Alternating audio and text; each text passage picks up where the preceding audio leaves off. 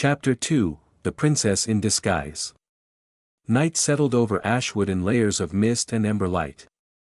By the time Rowan's riders reached the rebel camp, the forest had gone quiet except for the crackle of cook fires and the soft sounds of horses being watered. Grain sacks were stacked beneath canvas awnings. Coin chests sat open while quartermasters counted and recorded every piece by lantern glow. No cheering now. No songs. Only work. Rowan dismounted near the central fire and handed his reins to Bram. "Get the southern loads moving before dawn," Rowan said. "Riverstead first, then Hollowmere." Bram gave him a crooked look. "You are aware most outlaws retire after a successful robbery. Possibly with wine. We can drink when villages stop starving. So never." "Good." Bram trudged off muttering about the terrible economics of rebellion. Rowan turned as Elira slid down from her borrowed horse. Her hood was still up, but firelight caught enough of her face to show a controlled calm that looked more practiced than natural. She was studying everything. The camp layout. The armed watches. The way people looked at Rowan when he passed. Not fear. Trust. "You run this like an army," she said. "An army takes orders from a crown," Rowan replied. "We take orders from winter." He gestured toward the fire. "Sit. You look like you have ridden farther than you planned today." Elira hesitated, then sat on a fallen log across from him. For a few breaths, neither spoke. A young rebel girl crossed the clearing carrying a bowl of stew almost too heavy for her hands. She stopped at Elira's side and offered it without a word. Elira took it, surprised. "Thank you." The girl nodded once and hurried away. Elira looked down at the bowl, then back at Rowan. "She does not even know me." In Ashwood, Rowan said, "Hungry is introduction enough." That landed harder than she expected. She ate in silence while Rowan checked reports brought by scouts. 2 patrols near the eastern road. 1 royal signal fire on the ridgeline. No confirmed pursuit into deep forest. When the last scout left, Elira set down the empty bowl. "You knew those wagons were taken from villages," she said quietly. "Yes." "How?" "Because we track where the collectors ride in full and return light," Rowan said. "Because we count empty barns. Because we bury people when the king's men leave nothing behind." Elira stared into the fire. Earlier that day, she had watched a farmer lose his grain cart outside the capital tax hall. She could still hear him begging while soldiers laughed. At the time she had told herself she needed to remain hidden. Observe first. Act later. Now she was no longer sure where observation ended and cowardice began. "Back in the city," she said, "I saw lines outside the tax house.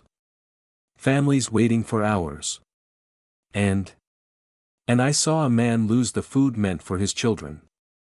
Rowan watched her carefully. "You talk like someone who has not seen that before." "I have not." "Yet you were in a royal carriage." Elira met his gaze. "I told you I was traveling." "You told me half a sentence," Rowan said. "You wore road dust over court stitching and rode under the king's crest with 6 guards. That is not traveling. That is secrecy." The fire popped between them. Elira's jaw tightened. "If I tell you the truth, I lose control of what happens next." "You never had control," Rowan said evenly. "Not in that carriage. Not on that road. Not now." She held his gaze for a long moment, then looked away first. "My name is Elira Vallon," she said. Rowan did not react. "Vallon," he repeated. "As in House Vallon?" She nodded once. "Daughter of King Alric." Across the clearing, a dropped cup clattered against stone. A few nearby rebels turned. Bram froze mid-step with a sack of grain on his shoulder. "I am sorry," Elira said, voice low but steady. "I know what that name means here." No one moved. Then Bram set down the sack and exhaled. Well. That explains the posture. A few strained laughs broke the silence, but suspicion remained in every face. Rowan did not smile. Why leave the castle? He asked.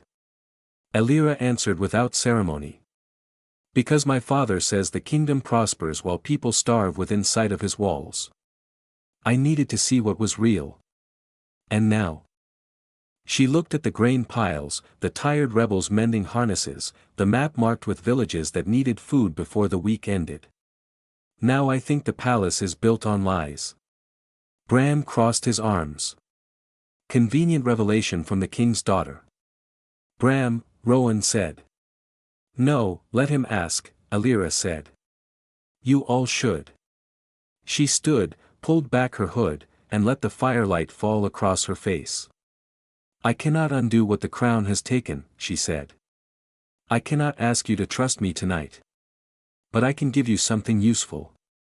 Rowan's expression sharpened. Such as? The next tax movements, Elira said. Routes. Dates.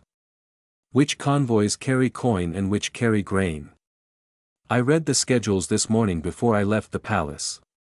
Now every eye in the clearing fixed on her. There is a major transfer in 3 days, she continued. From the southern mills to the capital armory. Heavy guard, narrow pass, little cover. If you strike it wrong, you lose people. If you strike it right, 5 villages eat for a month. Rowan stood slowly. Why tell us? Elira did not flinch. Because today I watched your men return food to people who believed they were forgotten. Because I have seen what my father's officers do in his name. Because if I go back now and pretend none of this is happening, then I am no better than the men taking grain from children. The wind shifted, carrying the scent of rain through camp. Rowan studied her face as if searching for the edge of a mask. When he spoke, his voice was quiet. If this is a trap, people here die. I know. If you stay, you follow camp rules. No titles. No commands. No secrets that put my people at risk. Elira nodded. Agreed. And if you lie to me again, Rowan said, I put you on the next road back to the capital, with or without guards. A faint, tired smile touched her mouth. That sounds fair. Bram snorted. This is not fair. This is extremely dramatic and very bad for my blood pressure. A few rebels laughed despite themselves. The tension eased, not gone but bending. Rowan turned to the map table and motioned Elira over. Show me the route. She stepped beside him. Their shoulders nearly touched over the parchment. Elira pointed to a thin line cut through the hills east of Hollowmere. The convoy leaves at dawn, she said. They will push hard to reach this bridge by dusk. The captain favors speed over scouting. Arrogant, Rowan murmured. Consistently. He glanced at her. You have been watching longer than 1 day. Yes. Why did you never speak before? Elira traced a finger over the map's inked river and answered honestly. Because it is easier to doubt what you hear than what you witness. Today, I witnessed it. Rain began to fall, soft at first, ticking against leaves and canvas. Camp workers covered grain stacks. Torches were shielded. Horses were led beneath the trees. Rowan rolled up the map. You will sleep in the north shelter, he said. Guard posted outside. A prisoner, then. A guest under suspicion. Elira considered that and gave a single nod. Reasonable. As she turned to go, Rowan spoke again. Elira. She looked back. Tomorrow, he said, you ride with us to Riverstead. To test me. To let you see what your name costs people. The words hit hard, but she did not look away. Then I will ride, she said. She followed a guard toward the shelter tents, rain darkening her cloak. Rowan watched until she disappeared behind canvas and shadow. Bram stepped beside him and lowered his voice. You trust her? Rowan stared into the rain-soaked dark beyond camp. No, he said. But I believe she wants to be better than where she came from. Bram grunted. That usually ends in trouble. Usually, Rowan agreed. Thunder rolled over Ashwood.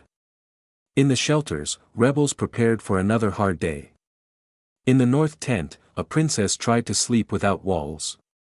And beneath storm clouds gathering over Eldoria, an outlaw and a royal daughter began planning the same fight.